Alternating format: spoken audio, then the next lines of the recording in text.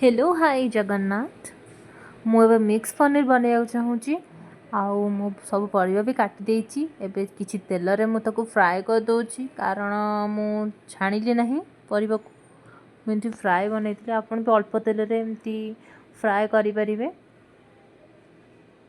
आपण चाहिले सिझेकी भी टिके तेल रे भी एमती करि परिबे।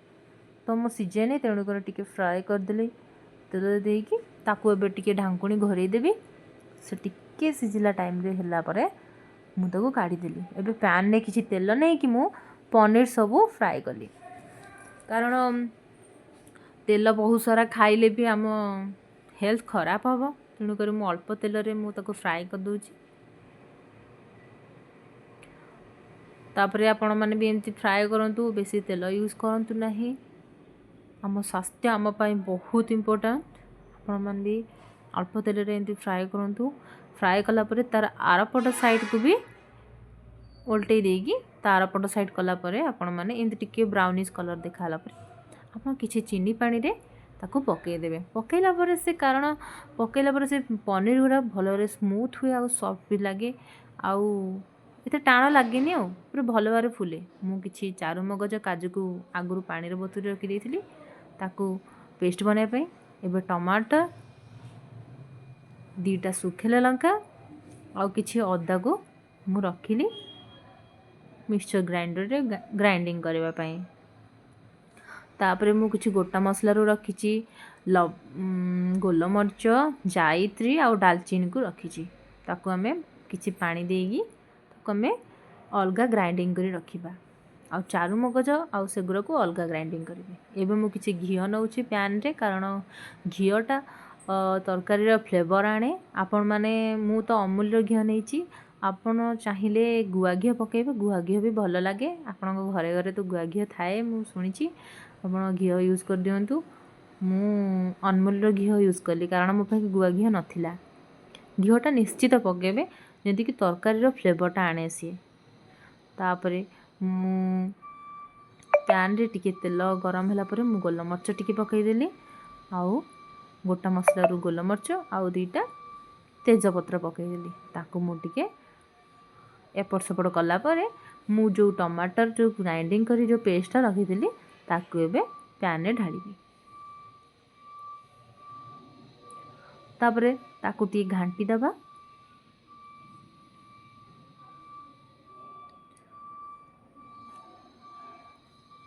तादरे किछि हळदी पकेबा। हळदी बेसी परिमाण रे पकेबे नहीं हळदी टिके पकेले चलिबो। टिके हळदी पकेबा ताको टिके घांटी दबा भलो भाबरे।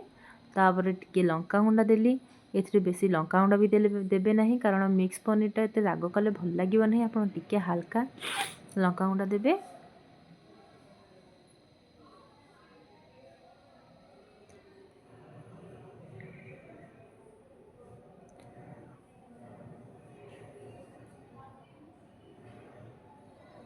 तापरे किछि चिकन मसला पके देबे ताको पकेला परे भलो भाबरे घांटू थिबे नहले से बिंडा हेकी लागी जाए। तो आपण टिके भलो भाबरे ताको घांटीबा जरूरी। तादरे मु एवरेस्ट रो पनीर मसला पकेली आपण भी पकेबे। पनीर मसला निहाती आवश्यक कारण जेहेतु आम मिक्स पनीर बनाऊे बा पनीर बनैबा आम पनीर मसला अपरे पकेबा। तापरे ताको आउ टिके घांटी दबा भलो रे नले से लागी जीवो। घांटी सल्ला परे आमे किछि पानी देई ताको भलो भाबरे ढांकुणी घोरेगी रखिदबा। जेमती मसला रु तेल बाहरला भला देखा जीवो आपण सेते बेले कोन करिवे आम पनीपरिया जो रखिथिले ताको बे पकेबा। मु तो ताको आगुरु फ्राए कर रखिथिले ताको बे पकेई दबा ताको भलो भाबरे गोळेई दबा। गोळेई सल्ला परे किछि किछि देखिबे जेंति लागी जीवनी तळे सेही भलिया गोळेबा आपण।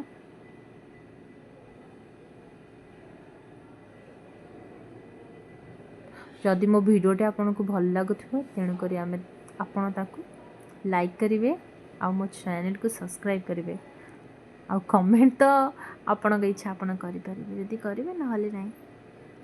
एबे भल भारे पनीर को जो रखी बतुरे चीनी पानी बतुरे रखी से भल भाव फुली सारे एबे मु ताकू कौन करी साइड रखी एबे ताकू पकेबी एथरे आपन टिके पानी भी देबे एथरे आउ हाँ मुख्य मुख्य जिनसटा को मुझे छाड़ी देछि सेटा होछि लूण आवश्यकता अनुसार लूण पकेबे आपण स्वाद अनुसार जी तार क्वांटिटी दरकार से आप पकेबे तब मैं पनीर को रखी छाणी पकईदेली एथरक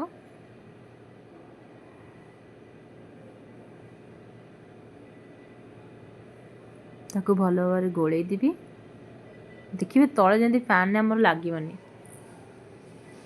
ध्यान देकी रोषे करुवे मु तो मोर फर्स्ट टाइम बनाऊँ कारण मो भाई ठू रेसिपी शिखिकी करुँची मो स्वामी कहले पनीर खाइबे बोली किंतु मते जाना नथिला केमती बने मो भाई मते रेसिपी कहले मो सांगे सांगे बनेबा स्टार्ट कली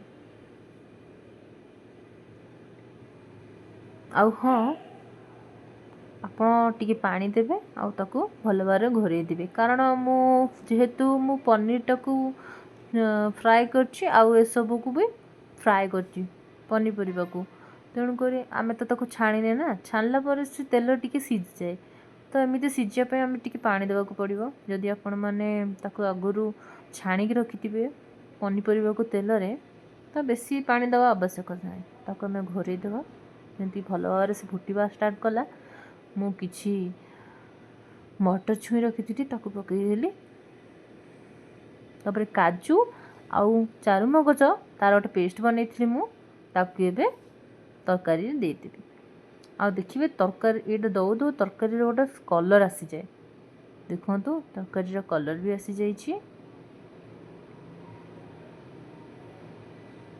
बड़े बास्ना भी दौचे आपण मैंने करके खातु आप जानीपर मुझे गोटे छोट फोनटे आपण मानक गोटे वीडियो करके बना देखा आपण घर जब क्षीर कि अमूल अच्छी ताहले आपण मैंने देवे आपण मैंने जानी क्षीरटा जो तरकारी रे कि जो थे भी पड़े तार खाइबार टेस्ट 3 गुण बढ़ी जाए एबे गरम मसला टिके पकेबा तरकारी को भल भाव घोरे की तले रखीदेवे आउ मो स्वामी खाइबा जाइथिला मु तांको डाकिली आस खाइबा बाढ़ीदेली आउ एतिका कि मो खाइबाटा देखंतु केमते आसीची थैंक यू।